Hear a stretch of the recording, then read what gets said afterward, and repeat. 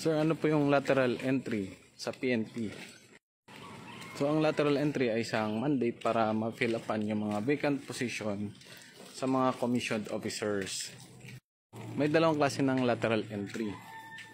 Lateral entry for line duty officers and lateral entry for technical duty officers. Sa line duty officers naman, may dalawang klase. Una, yung lateral entry through Philippine National Police Academy. So dito, pag napasa mo yung admission ng pagiging kadete, so mag-aaral ka ng 4 years, magiging commissioned officers ka. Ma-appoint ka nga sa ranggong police lieutenant. So yung pangalaw naman, lateral entry ng mga in-service na. Ibig sabihin, pumasok na sila sa PNP bilang non-commissioned officers. So instead na cross from the rank sila, dadaanan nila na lahat ng ranggo.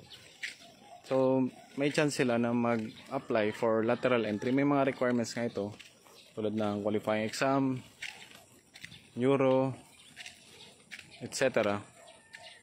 Yung last naman ay lateral entry through technical duty officers.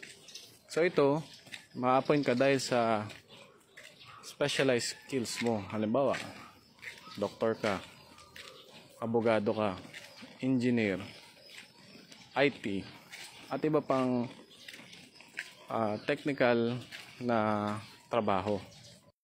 Pwede ka mag-apply nito kahit civilian ka. So may nakapasok din dito kahit nasa service na, basta meron sila nung specialized skills na yun. So may mga requirements din yan. Siyempre tulad ng board exam. Then may age requirement din. Ganon din, dadaan din ka sa process na usual tulad ng neuro, physical fitness test at iba pa.